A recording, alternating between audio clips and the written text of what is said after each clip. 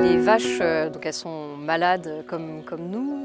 Par contre, ce sont des animaux, donc c'est vrai qu'elles ne peuvent pas dire quand elles ont un souci. Et d'où l'idée de travailler sur la détection des boiteries, avec notamment le développement de pas mal d'outils qui nous permettent d'aider les éleveurs à détecter plus tôt et sur un plus grand nombre d'animaux les boiteries.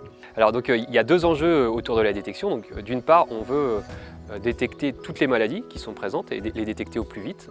Donc ça, c'est ce qu'on va appeler la sensibilité dans les caractéristiques de la détection. Et un autre enjeu, c'est de ne pas détecter par excès. Parce qu'à chaque fois qu'on détecte une maladie et que l'alarme produite par un dispositif de détection va devoir être traitée soit par un éleveur ou par un vétérinaire ou par un autre décideur, et ces excès de détection, en fait, ils vont engendrer des coûts d'investigation supplémentaires. Et donc on va vouloir avoir une détection finalement qui soit la plus sensible possible, c'est-à-dire ne pas avoir trop de faux négatifs, mais aussi la plus spécifique possible, c'est-à-dire ne pas avoir de faux positifs et donc d'alertes correspondant à des maladies qui n'en sont pas. Alors qu'est-ce que c'est une boiterie? C'est le fait qu'une vache, elle a mal au pied, et donc cette douleur au pied va engendrer des troubles de la locomotion et aussi des comportements.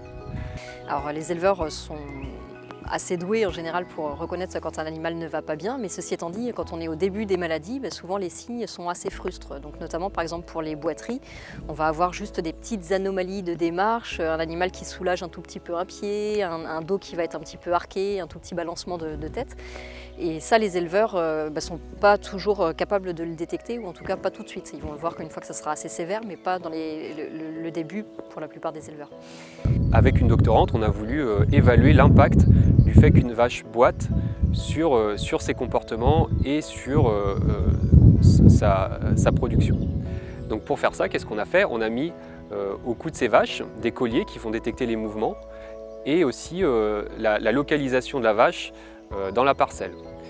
Et à partir de ces travaux, on a mis en évidence que des vaches qui boitent, la douleur induit une gêne à la déplacement qui fait que la vache elle va passer moins de temps à se nourrir, moins de temps à pâturer et plus de temps couchée, ce qui va compromettre en quelque sorte à la fois son bien-être et puis sa production. Ces travaux ils sont importants, ces travaux sur la détection des boiteries, parce qu'on sait par des publications et par expérience que les éleveurs sous-détectent les boiteries dans leurs troupeaux. C'est-à-dire qu'ils ne mesurent pas bien la fréquence de ces maladies chez leurs bovins. Donc là, avec ce projet, on a obtenu des premiers résultats qui sont plutôt encourageants, on va dire. C'est-à-dire que à la fois certains comportements et certaines utilisations de l'espace sont différentes en fonction de si les vaches boitent ou si elles ne boitent pas.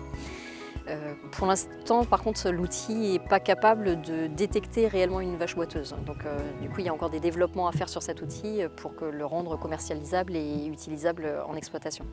Un autre changement qui va sans doute survenir, c'est une transition vers plus de pâturage. Donc c'est une demande forte de la société, des consommateurs. Et ces boiteries des bovins au pâturage, elles sont moins bien documentées que les boiteries des bovins en bâtiment.